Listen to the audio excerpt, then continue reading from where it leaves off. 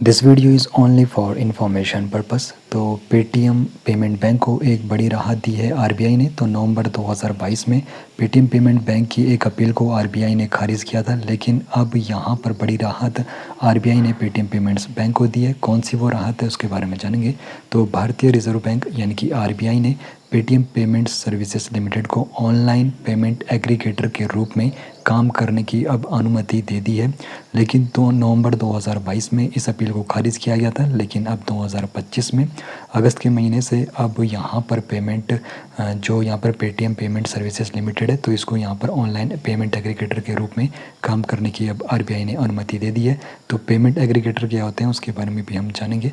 तो जो ये मंजूरी है payment and settlement system act 2007 के तहत पेटीएम पेमेंट बैंक को दी गई है, और इस मंजूरी के बाद पेटीएम पेमेंट सर्विसेज अब नए ऑनलाइन व्यापारियों यानी कि मर्चेंट्स को अपने प्लेटफॉर्म में जोड़ सकते हैं। नवंबर 2022 में जब उन्होंने ये अपील करी थी तो उस वक्त उनकी इस अपील को खारिज कर दिया गया था, लेकिन अब वो अपने यहाँ पर नए मर्चेंट अपने पेटीएम सर्विसेज में जोड़ सकते हैं।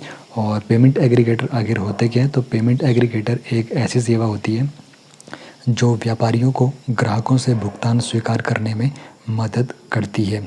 तो जो पेमेंट एग्रीगेटर है तो यह credit card, debit card, UPI और नेट बैंकिंग जैसे विभिन्न भुगतान विकल्पों को एक ही प्लेटफॉर्म पर एकीकृत करता है। और इसका जो मुख्य काम है व्यापारियों और बैंक के बीच एक मध्यस्थ के रूप में ये काम करता है, जिससे भुगतान प्रक्रिया आसान और सुरक्षित हो जाती है। और सारांश में आपको बताऊं तो आरबीआई की मंजूरी पेटीएम के लिए सकारात्मक कदम रहने वाला है। इससे भारत में डिजिटल लेन देन और कैशलेस अर्थव्यवस्था को भी बढ़ावा मिलने वाला है। बाकी ये वीडियो इन्फॉर्मेशन के पर्पज़ के लिए, इन्वेस्टमेंट से पहले फाइनेंशियल एडवाइज़र से ज़रूर आपको एडवाइस लेनी चाहिए।